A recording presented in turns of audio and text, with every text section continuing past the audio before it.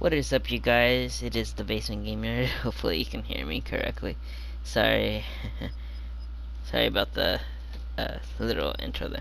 But this is a gameplay of Killzone 2. Just felt like doing another commentary, kind of breaking the chain of the outside kind of content. But actually, speaking of that, I wanted to talk about that kind of experimenting with that kind of gameplay, because kind of video footage, because that has always been something that I never kind of done those things where I went outside of gaming, because it's called the Basement Gaming Nerd, of course.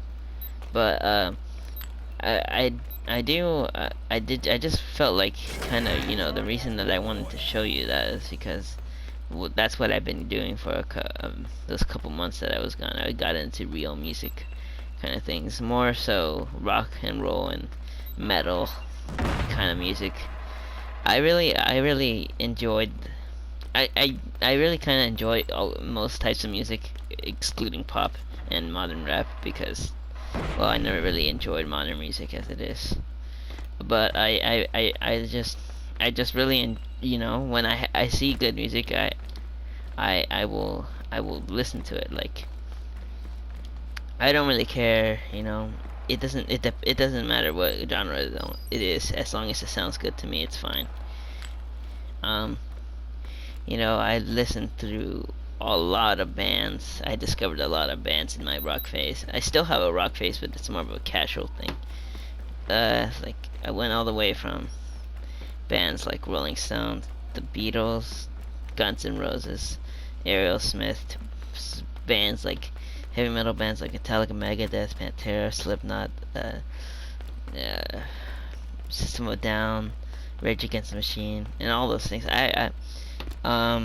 But mostly I tried to expand my musical taste beyond just rap, because I used to just listen to rap back in my middle school days. I mean, I would listen to rock music here and there. I rarely ever listened to it in high school. I think the only time that I ever listened to a type of rock band was Rage Against the Machine in my senior year days, and Linkin Park in my freshman year days. Kinda just music that suits the mood, Rage Against the Machine gets the blood pumping, whereas Linkin Park just makes you feel, I don't know, a little different than most. I really enjoy those types of music.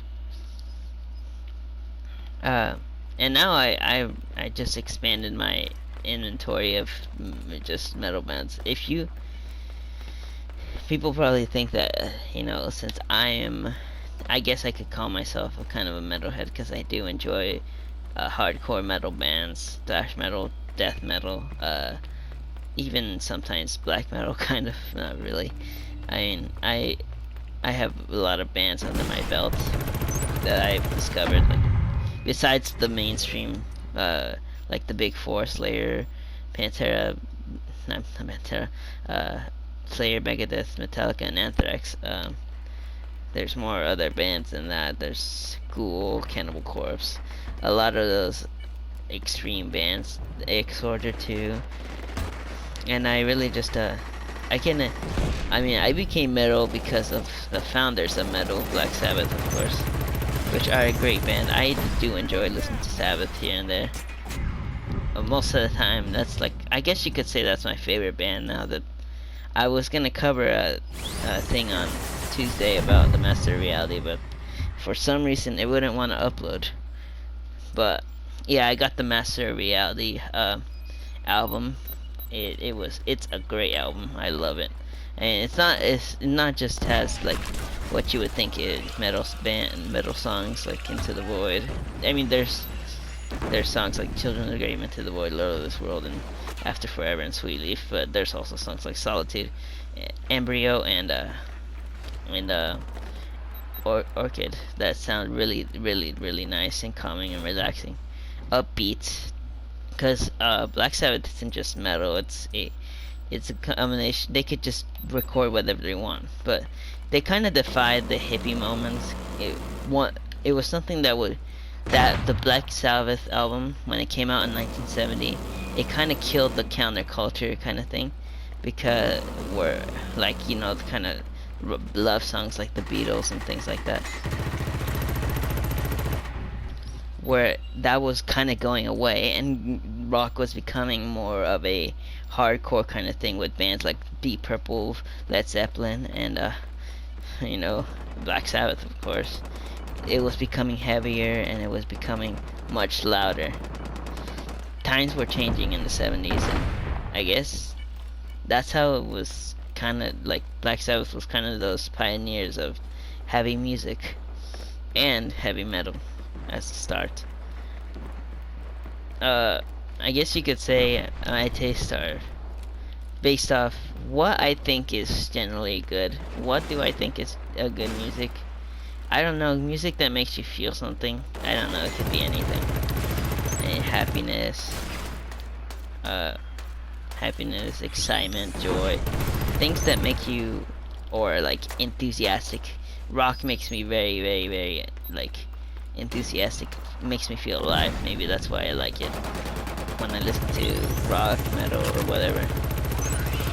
When, you know, the breakdown happens, you know, it makes me really energized.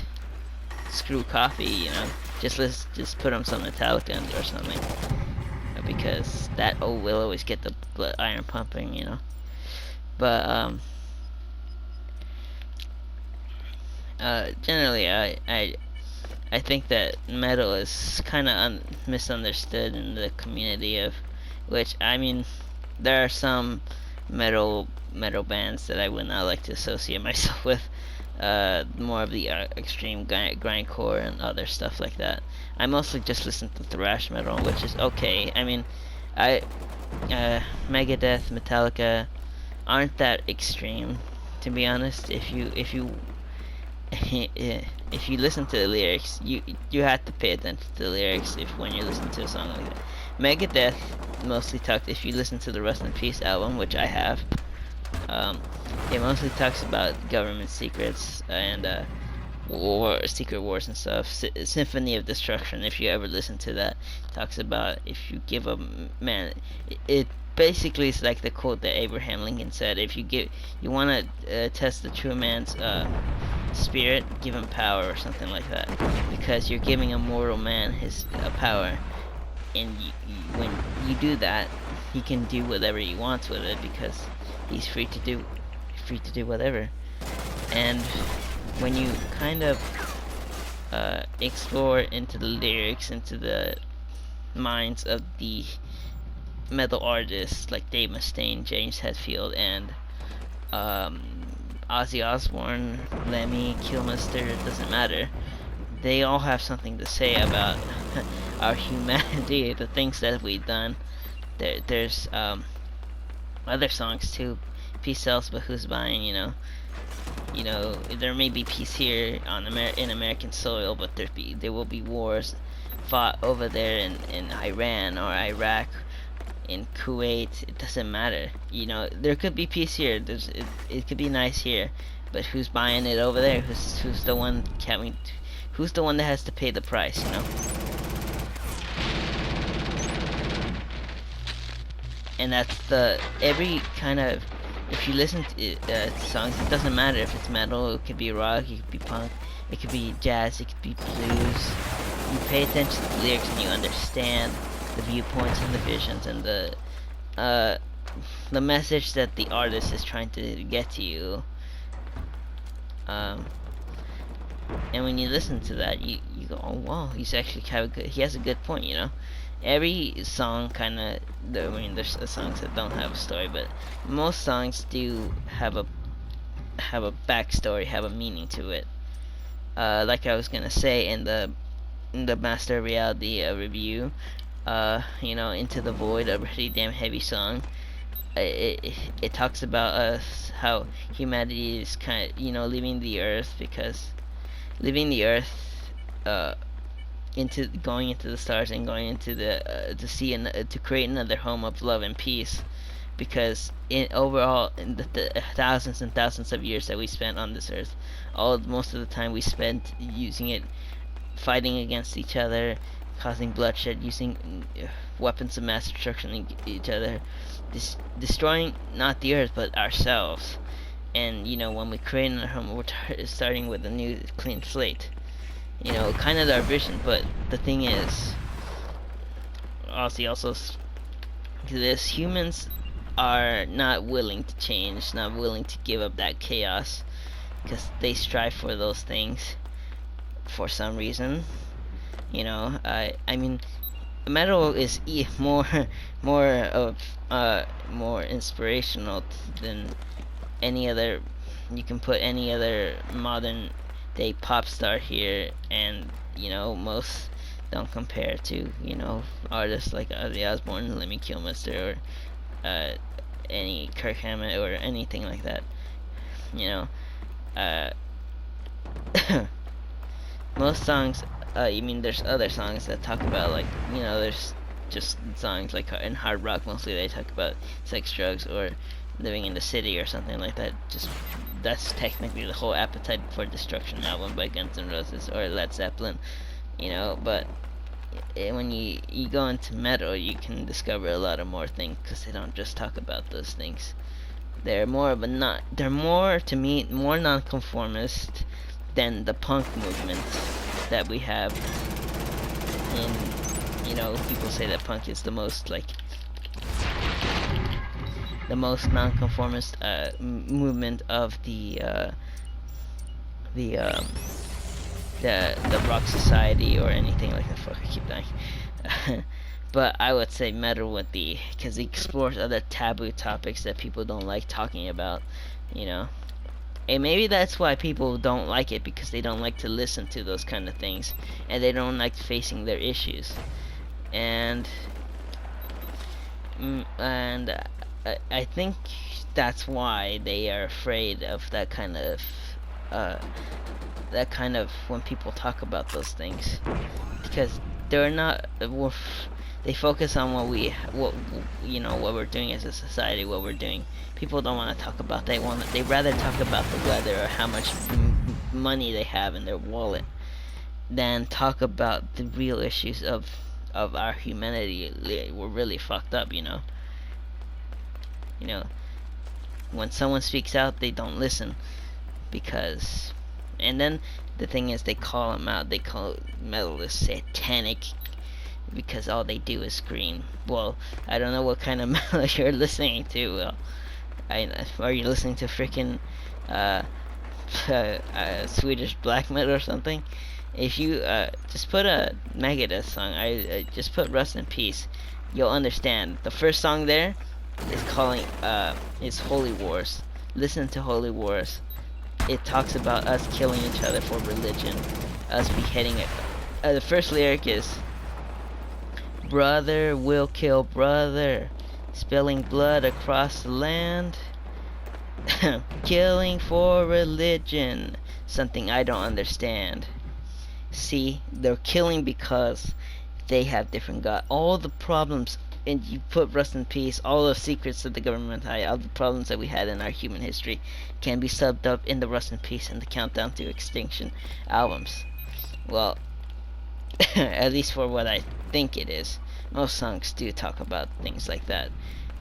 Rust in Peace, Polaris, in my opinion, is talking about technology taking over our kind of mindset. The government brainwashing us with our technology, with all our commercials that we have to watch, us controlling us like slaves, with and us bowing down to our will, because all of these televisions, all of these things that we own are controlling us. They're letting us forget about what we really have in this earth, what's the real problem facing not just America but the entire world. Most songs, if you listen to them carefully, have a meaning, and they have something to talk about, rather than just what rappers talk about today, you know. So I dare you, and I challenge you to listen to some of these metal classics. They will not, if you pay attention, they will not disappoint you. I mean, Symphony of Destruction, Fade to Black, let's see what's another, For Whom the Bell Tolls, Rest in peace, Polaris.